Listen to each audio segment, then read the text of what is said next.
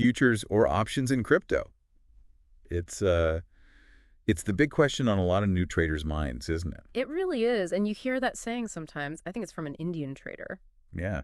If you trade in futures, you have no future, and if you trade in options, you have multiple options. Exactly. It kind of captures the vibe, doesn't it? The perceived risk versus flexibility. Definitely. Yeah. And that's what we want to dig into for you today. We're looking to unpack the real differences, the potential, specifically in crypto. Cut through some of the noise, maybe. Yeah, give you clarity, not just more jargon, help you figure out what might fit.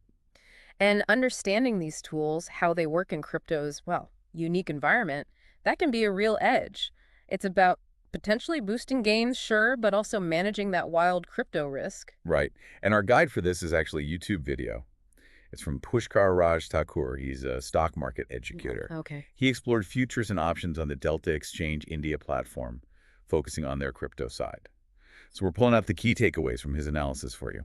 Interesting. So how do these traditional tools translate to crypto with all its volatility? That's the key question, I suppose. Exactly. So let's start with futures. The video really zoomed in on leverage first. Ah, leverage, the big one. Yeah, on Delta Exchange, trading Bitcoin, you see these options like 20x, 100x, even 200x leverage. What does that actually mean, that 200x? Well, fundamentally, it lets you control a much larger position size than your actual capital outlay. Okay. So the video used an example. With 200x leverage, maybe just 1,000 of your money could effectively control 2 lakh worth of Bitcoin. Wow. Okay, so a little bit of capital goes a long way in terms of exposure. A very long way. So how does that play out with profits and, I guess, losses? Right. That's crucial. Your profit or loss isn't based on that initial euro 1,000. It's calculated on the full year lakh position. So if Bitcoin goes up, say, 5%. Which isn't massive for Bitcoin sometimes. Exactly. That 5% gain on euro 2 lakh is 10,000. A significant return on your initial 1,000. Okay, the upside potential is definitely clear. That sounds very attractive. But feels like there has to be a catch. It sounds like a classic double-edged sword. It absolutely is. High leverage magnifies gains, yes, but it magnifies losses just as dramatically. How badly? Well, the video pointed out that even a tiny move against you, maybe just a 0.5% drop in Bitcoin's price. 0.5%. Yeah, that tiny move could potentially wipe out your entire 1,000 margin. Gone. That's called liquidation. Your position just gets closed automatically. Ouch. Okay. So the risk of losing your stake and losing it fast is very real with high leverage futures. Very real. You need to be aware.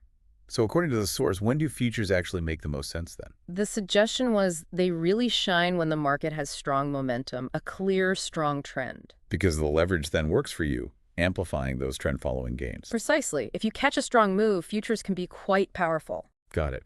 Okay, let's pivot then. Let's talk options. So Yeah. on Delta Exchange, you click the option tab and you get this option chain. What is that exactly? Yeah, the option chain. Think of it like a big menu for options contracts on, say, Bitcoin. A menu. It lists all the available call options, the right to buy and put options, the right to sell. Right. And these are listed at different price levels. Those are the strike prices, and they have different expiry dates. Each one has its own price tag, the premium. Okay. Calls, puts, strikes, expiries, premiums. Got it. Now, the video mentioned at the money options, or ATM, they use Bitcoin at around $83,450 as an example. What makes an option ATM? Simple enough. An ATM option just has a strike price that's really close to the current market price of Bitcoin. So in that example, maybe an $83,400 strike option. Yeah, exactly. That would be considered at the money. And the video noted for near expiry options around then, the cost to buy it was maybe $200 to $250. Right. So that $200, $250 is what you pay up front to buy that contract. Correct. That's your cost, your premium. So if I think Bitcoin's going up, I might buy a call option. What's the potential play there? Exactly. You pay that, say, $200 premium for the right, not the obligation. That's key to buy Bitcoin at $83,400 before it expires. Okay. If Bitcoin's price does rise above $83,400, the value of your option generally increases. The video mentioned using Delta, which for an ATM option might be around 0.5. Meaning, very roughly, for every $1 Bitcoin moves up, your option premium might move up by 0.50 cents. But they did caution that delta value changes. It usually increases if the option gets more profitable or in the money. Okay, so potential profit if the price moves your way. Mm-hmm. But what if it doesn't? The video brought up time decay. Yeah. Sounds negative for the buyer. It usually is. Time decay or theta is a big factor for option buyers. How does it work? Well, options have an expiry date. Yeah. As that date gets closer, if the price hasn't moved enough in your favor, the option's premium just melts away. No. Yeah, it erodes. The video had an example. Even if Bitcoin finished just $40 above your $83,400 call strike at expiry, your option might only be worth that $40 difference, the intrinsic value. The rest of the premium you paid. Gone, vanished due to time passing. Ah, okay. So you're fighting the clock as an option buyer. If the move doesn't happen soon enough or big enough, time decay eats your premium. That's a good way to put it. Now, the video also looked at the other side, selling options. Which seems like a totally different ballgame. It is. When you sell an option, you're collecting that premium up front instead of paying it. Okay, getting paid to take on risk. Essentially, yes. But it comes with margin requirements. You need capital set aside. And the video contrasted near expiry premiums, which were lower, with premiums for options expiring much later. Right, they mentioned an example. An $83,000 strike option with a later expiry had a premium around $5,800, much higher. Exactly. More time means more uncertainty, so generally a higher premium. Then they showed using a strategy builder on the platform, selling both a call and a put. Why do that? That's often called a short straddle, or maybe a strangle if the strikes are different. It's a strategy for when you think the price won't move much. You want it to stay stable. Relatively stable, yeah, Yeah. within a range. In the video's example, selling both could potentially yield a profit of, I think it was $10,000. Wow. If Bitcoin's price stayed between roughly $72,000 and $93,600 by expiration. A pretty wide range. But what about the margin? Didn't they say it needed $8,000 up front for that? That's quite a bit. It can be, yes. But then they introduced a really important concept, the margin mode. Isolated versus portfolio margin. Okay, isolated versus portfolio. What's the difference there? Sounds key for option sellers. It really is. With isolated margin, the capital you put up for one specific option trade is kept separate. Your loss on that trade is limited to that margin. Okay, contain risk for that position. Right. Portfolio margin, though, looks at your entire set of positions together. It assesses the overall risk. And the benefit. If you have offsetting positions, like selling both a call and a put, the system sees that a loss on one side might be offset by a gain on the other. So it can significantly reduce your total margin requirement. How significantly? In the video's example, switching that same straddle trade to portfolio margin after removing and re-entering it dropped the required margin from $8,000 down to just $2,400. Whoa, from $8K to $2.04. That's a massive difference in capital efficiency. Huge. It frees up capital. And this is especially true for strategies where your maximum potential loss is already defined, like selling spreads. They also shared selling near expiry options could lower margin even more, right? Down to like $450? Yeah, because there's less time for things to go drastically wrong, the perceived risk, and thus the margin can be lower. They also flipped back to isolated just to show the margin jump back up, demonstrating the mode really matters. So for strategies like, they mentioned Ironfly, Iron Condor, portfolio margin seems like the way to go. Definitely. For those kinds of defined risk strategies, portfolio margin often makes much more sense, reflecting the contained risk profile better. Okay. Now, they also mentioned some newer tools popping up for option sellers, something called finance debt. Yeah, that was interesting. Finance debt was shown as an example of a site offering straddle charts for Bitcoin and Ethereum. Straddle charts. So visualizing that strategy of selling a call and a put together. Exactly. These charts help traders see how the combined premium of that straddle decays over time. They showed an example where the Bitcoin straddle price dropped significantly in 24 hours. Suggesting profit just from time passing. Suggesting potential profit from time decay, yeah.